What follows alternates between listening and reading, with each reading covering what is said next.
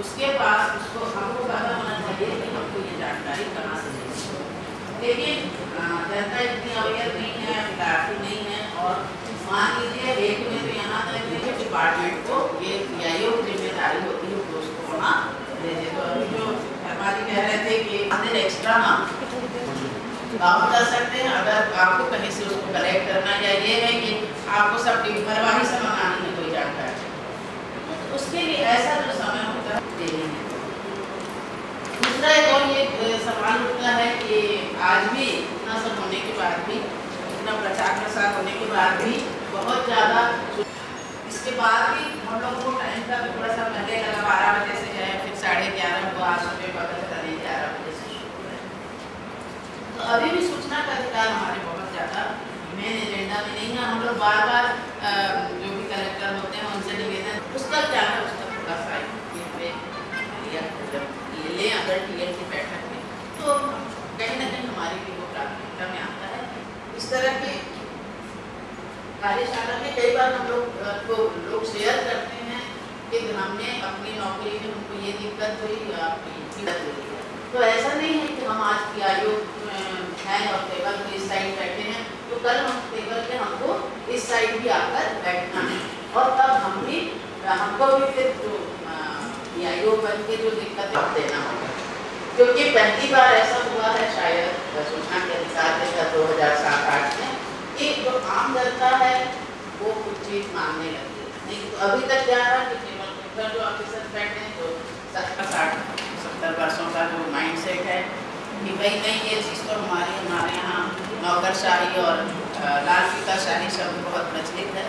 तो ये क्या चीज़ है? ये लगता है कि ये जानकारी को वो पाने का अधिकारी को जानकारी देने की हमको बातें चाहिए। इस तरह के कार्यशालाओं में, सेमिनार में काफ़ी सवाल उठते हैं कि लोग इसका दुरुपयोग कर रहे हैं। सूचना के अधिकार का दुरुपयोग अनावश्यक रूप से आपको परेशान कर रहा है। इस तरह के अगर कुछ आपके अनुभव में तो वो आप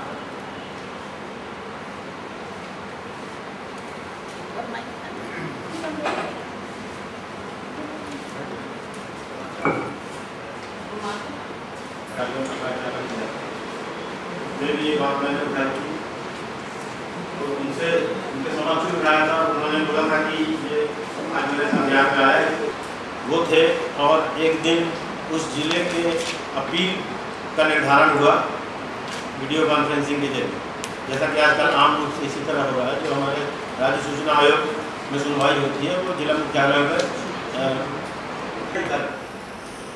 उस अपील में बुलाए गए थे, और सुनिश्चित करें कि जो भी आवेदक हमको जानकारी मांगता है, अगर उसका आवेदन वैध है तो हम लोगों को उसको समय सीमा में उपलब्ध करानी जानकारी।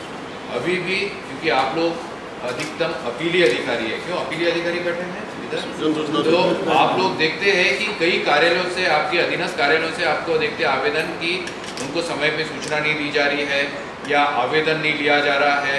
ये चीज़ें नहीं होनी चाहिए। देखिए हर कार्यालय में, सरकारी कार्यालय में जन सूचना अधिकारी की नियुक्ति करनी है।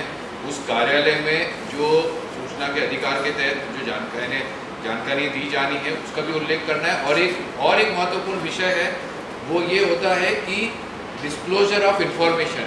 हर कार्यालय में ये भी निर्देश रहता है कि कुछ इन्फॉर्मेशन को आप प्रोएक्टिवली डिस्क्लोज करें। तो अगर पहले ही आवेदक को जानकारी मिले तो उसको शायद आवेदन लगाने की आवश्यकता न पड़े। तो इस प्रकार की अगर समझ लीजिए, अगर ट्राइबल विभाग इधर जैसे बैठे हैं, तो अगर आप हॉस्टलों में एडमिशन करते हैं तो आपके अगर ब्लॉक लेवल पे ही जो एडमिशन बच्चे हैं और उनका क्या क्या मार्क्स है अगर पहले दे दो तो लोगों को मांगने की ज़रूरत ही नहीं पड़ेगी।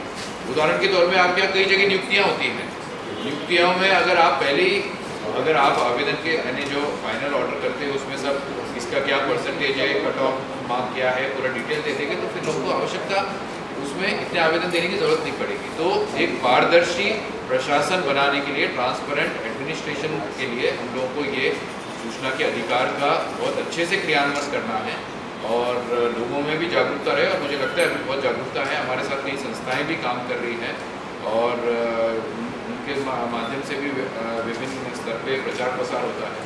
तो आज जो ये कार्यशाला है इसमें एक्सपीरियंस शेयरिंग हमारे लिए बहुत महत्वपूर्ण रहेगा, क्योंकि इस एक्सपीरियंस शेयरिंग के माध्यम से ही हम लोग ये सुनिश्चित कर पाएंगे कि जो समस्या आ रही है या आपको मौजे भी आए थे उन्होंने भी यही बताया था कि इसकी समीक्षा भी होनी चाहिए। और हम लोग केयर बैठक में भी समीक्षा करते हैं। आप उनसे भी अनुरोध है कि हर कार्यालय में ये बोर्ड वगैरह जरूर लगाएं, पूछना कि अगर आप इससे संतुष्ट नहीं हो तो क्या और अपील कहाँ करोगे और समय अवधि भी आप, है ना। तो ये सारी चीज़ें आप लोगों को देखना है। और चलिए सर, मैं कार्य से पहले एक जिले में जो अपील सुनवाई हो रही थी NIT के माध्यम से राज्य उसकी चर्चा यहाँ कर रहा था। वहाँ पे RTI, ठीक है, मैडम ने भी अच्छा पॉइंट उठाया। ठीक है, आप अपना विवेक का उपयोग करें, बताइए। वहाँ पे जो सर अपीलार्थी थे वो दो ही लोग थे, और जितने लोग सूचना अधिकारी आए हुए थे 5-6 विभाग थे, और एक करके सुनवाई हो रही थी। और सर किसी को 2000, 5000 इस तरह का क्षतिपूर्ति देने का आदेश पारित किया। और उसमें कुछ ऐसा आभास मिला सर मुझे कि जो मैं देखूँगा मैं यही चीज़ क्षतिपूर्ति एप्लीकेंट के लिए तो मुझे भी 5000 का बाद में वो एग्जाम हो। चलिए, दूसरा जो उसमें अपन क्या करेंगे, मैं आप ही से पूछना चाहता हूँ। किसी ने मेरे को पूछ लिया, समझ लीजिए कि 1947 से लेके अभी तक कितने लोगों को ओवरजन हुआ है, या पिछले 20 साल में कितने लोगों का इस जनपद में पेंशन जारी। और कोई कुछ बताना चाहते?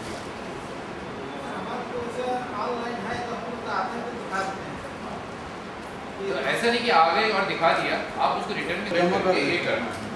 अगर ये आपका नहीं रहना चाहिए कि भाई नहीं हम लोग इसमें नहीं कर सकते, शुरू में तो वैसे उसको बता देना चाहिए कि जो चीज़ आपको अस्तित्व चाहिए उसका अवलोकन करें। तो इसमें मेरा एक आप लोगों से जिज्ञासा है, आप लोग चाह रहे हैं एक्सपीरियंस शेयरिंग हो कि अगर कोई हो सकती है तो उसमें अपन क्या करेंगे? नहीं दे सकते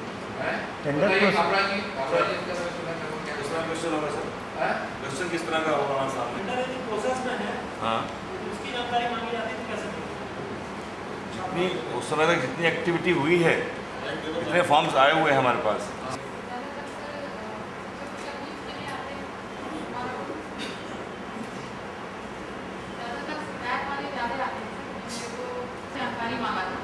ने लगभग उसको 1.5 साल तक जानकारी ही दी। तो उसका के विचार में यहाँ पर हम लोग को 2 दिन बाद किसी ने आना पड़ा कि उनको जानकारी दे देना कि वहाँ पर BO को जानकारी देने के बाद उसकी पावती रखनी चाहिए, वो उन्होंने नहीं रखा। और यहाँ पर जब सूचना के अधिकार में हमारी बेइज्जती हुई तो उसमें यह कार्रवाई